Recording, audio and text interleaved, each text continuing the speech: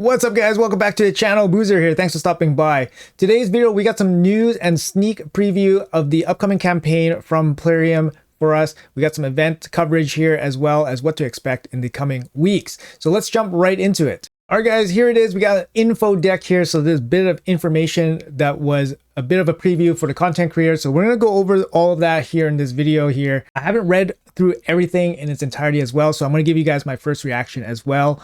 So let's jump right into it. So we got an info deck. So we got a brand new campaign that's coming up.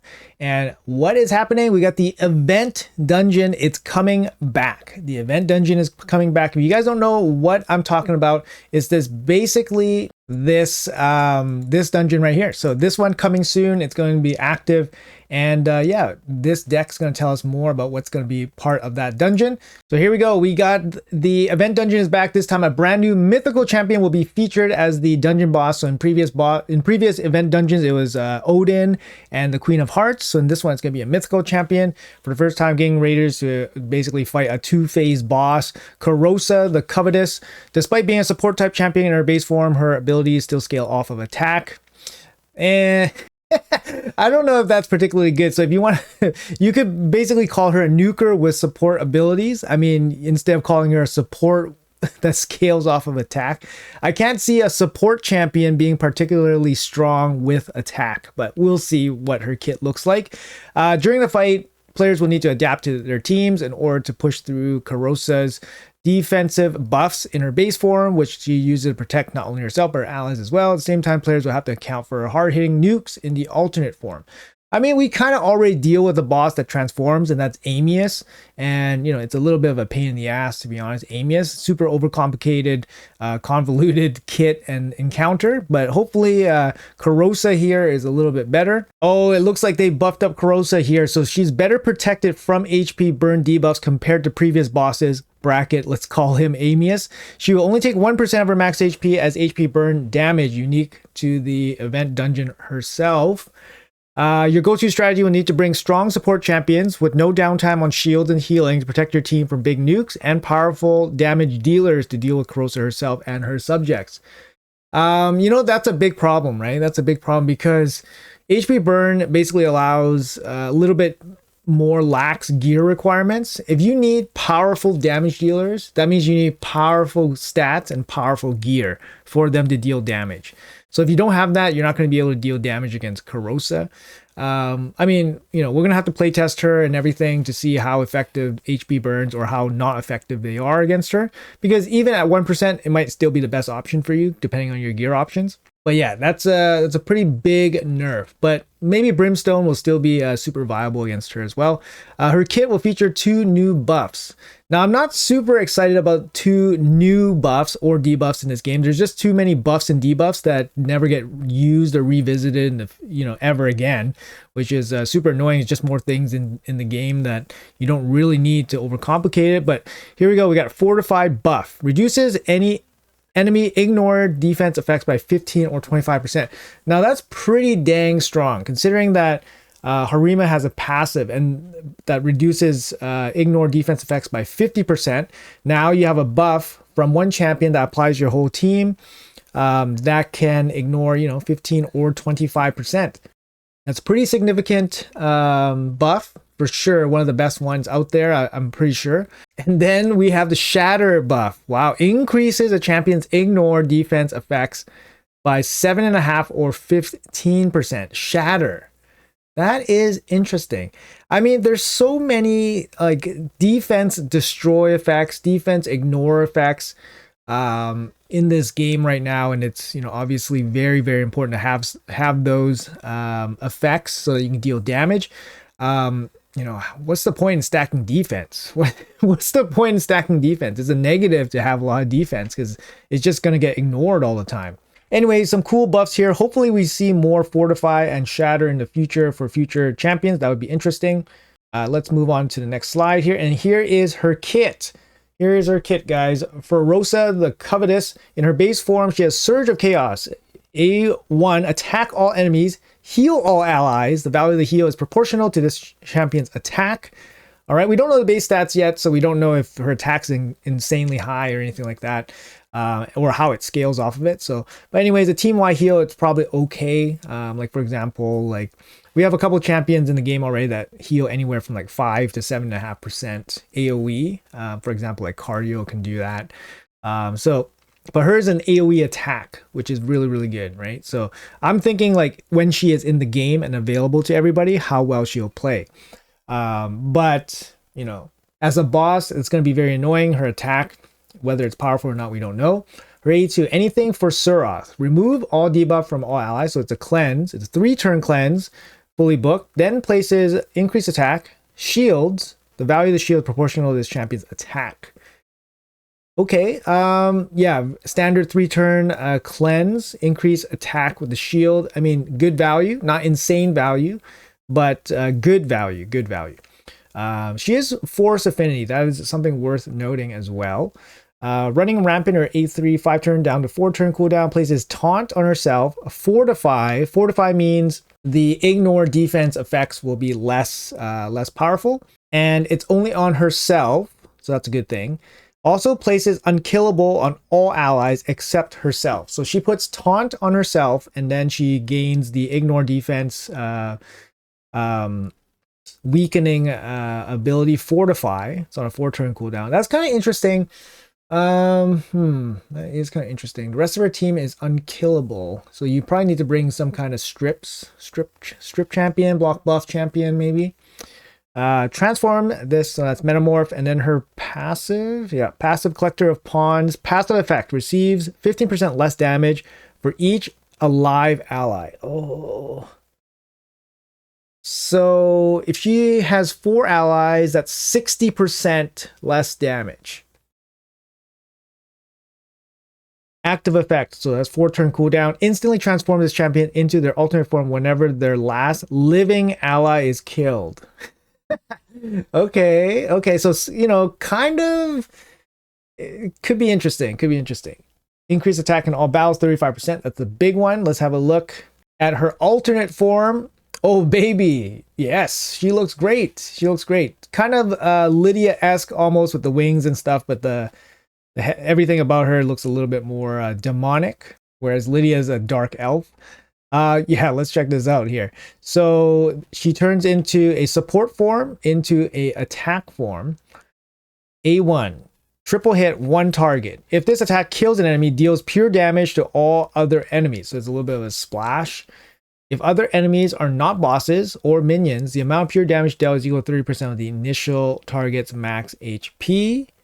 If the other enemies are bosses or minions, the pure damage dealt is equal to 10% of their max HP instead.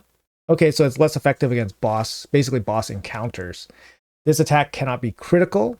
It's interesting. It is a triple hit, so it'll be interesting to see how it actually works or how strong it is. A2 here, 3-turn cooldown, attacks all enemies. Before attacking, steals all buffs from all enemies. Oh, that's nasty. Okay. Targets whose attack is lower than this champion's attack cannot resist this effect. Oh, cannot resist. Okay. Also places weaken on all enemies for 2 turns. Targets whose attack is equal or lower than this champion's attack cannot resist this ability. So, assuming that she has insane attack, she has a irresistible strip, irresistible weaken on a 3-turn cooldown AoE attack. We don't know how strong it is. A3, 4-turn cooldown when fully booked. Places shatter, so that's the boosting ignore defense debuff, and a increased crit rate on this champion. So only this champion for 3 turns. That's good. We don't want to see it on the whole team. Places True Fear on all enemies for 1 turn. True Fear. Targets whose attack is equal to or lower than this champion cannot resist this effect. Grants an extra turn. So on a 4-turn cooldown, uses it. So you're basically weakening the enemy with this attack, and then you go into, I guess, Icon of Havoc, the A2, and then you're doing a strip, a weaken, and then an AoE attack. Oh, that's pretty massive. Like, it's pretty bad, right? Like, that could be pretty bad. Like, he'll come in with the shatter, come in with the True Fear, and then he'll go right into the A2. The A2 is going to weaken and strip. It's going to strip you and weaken you, and then he's going to be the big attack. All right, passive. Vile Murderess. Deals 15% more damage for each dead ally. 15% more damage for each dead ally.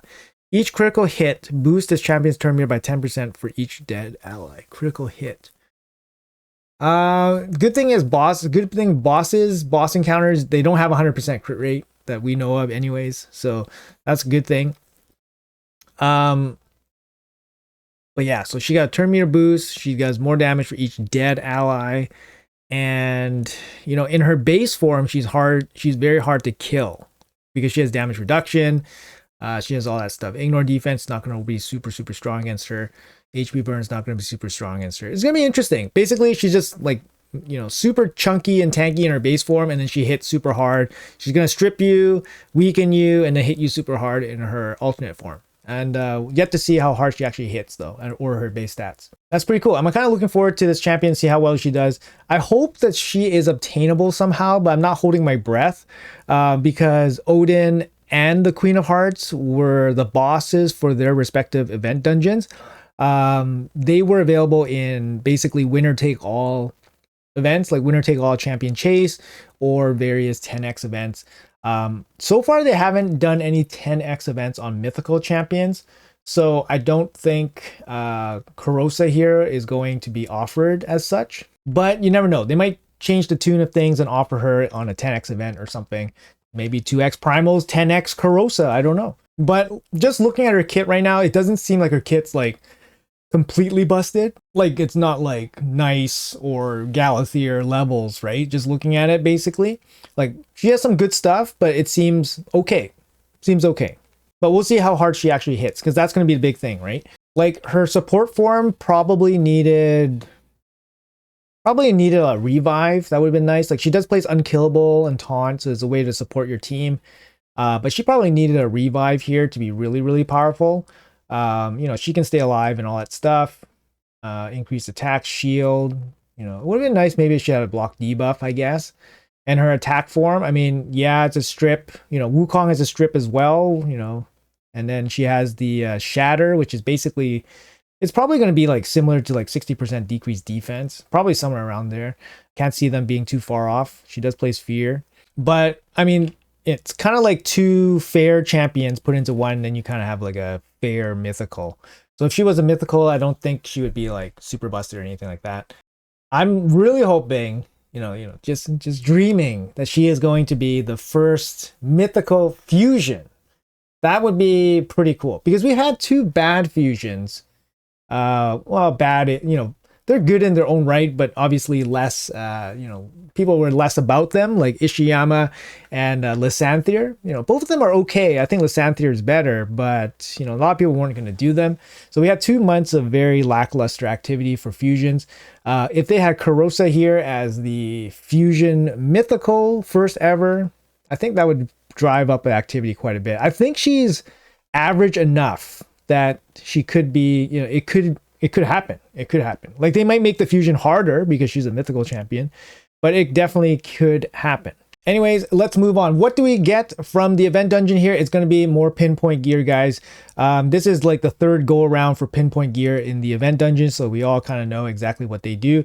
The best thing about this for basically lower or mid-game progressing accounts is that the 2-piece accessories give you 10% speed. So you can cram 10% speed onto your fastest champion just by adding some accessories.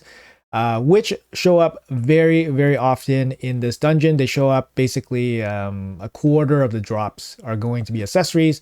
So make sure you get these on your fastest champion. And of course, if you guys can make the 4-piece work, the intercept buff at the start of turn is really strong against something like sheep. So it basically makes your champion with this set unsheepable, basically. But of course, it also protects you from like hard CC and stuff. And the really good thing about the intercept buff is that it doesn't expire if your champion takes a turn, so it's kind of always there. The bad thing about it is that it can be stripped or stolen. So it's give and take. It's generally a pretty fair set. It's very meta right now because obviously sheep's very strong, CC is very strong, and obviously speed and accuracy are very important. So it's a very good set, but I wouldn't say it's like bust or anything. But because it's kind of exclusive to this event dungeon, or like, you know, Deck of Fate events or something like that, or basically Forge Pass where you got to pay for it, I would say, you know, obviously you're going to be farming a lot of this event dungeon if you can do so. On top of the event dungeon and pinpoint gear stuff, we do have additional relics. So these relics, it looks like we have a whole bunch of cool relics here. They're going to be part of the event relic group. So expect to have relic materials scattered throughout events. Maybe there's going to be Hero's Path or a Deck of Fate event with just relic materials. And then we can, basically craft stuff for these relics. These are going to be limited time only, similar to how Cat's Gaze was limited to the Alice event. And doesn't look like it's coming back, so I assume that these relics will not be coming back and just be part of this event relic group. No real info on the relics right now. I'm sure that's going to come sooner or later, and then we'll let you guys know, of course. And then lastly, there is a coalition event. Now, we don't have any other detail on this, but apparently it's something.